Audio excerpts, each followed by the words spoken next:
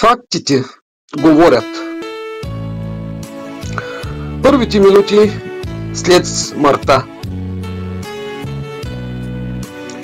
Можеш ли да видиш тялото си отвън, да преминеш през тунел от светлина и да срещнеш починали хора?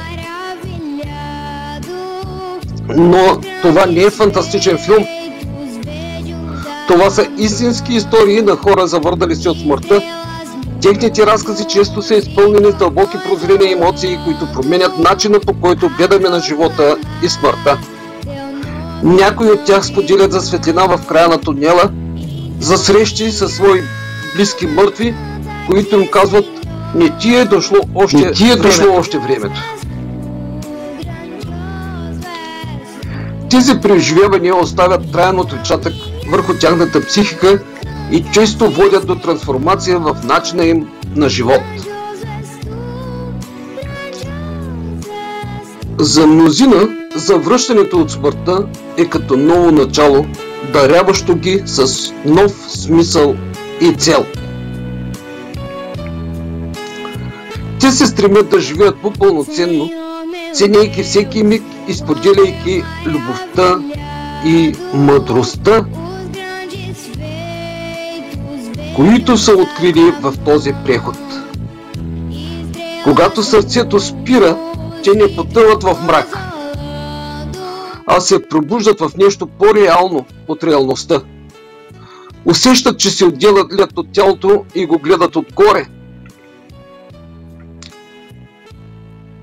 Виждат лекари, чуват паниката, но никой не ги чува.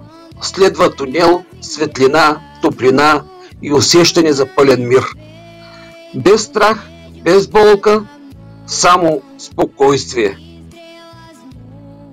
Доктор Ебан Александър, неврохирург и атеист, убеден, че преживяванията извън тялото са халюцинации, докато не влязъл сам в кома за 7 дни. Докато е в кома, мозъкът му не функционира. Той преживява един нов свят. Вижда небесни същества, чувства обич, каквато никога не е познавал. Докато, когато се върнал, вече не е същият. Казва: има живот след смъртта и имам доказателства за това. После пише книгата "Доказателства за рая" и шокира света. Учените спорят: това ли е доказателство за душата? Как някои пациенти описват точни детайли от операции, докато са мъртви?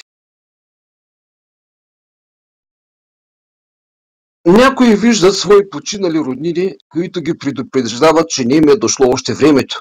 Каквото и да вярваме, тези истини имат една обща нишка – смъртта.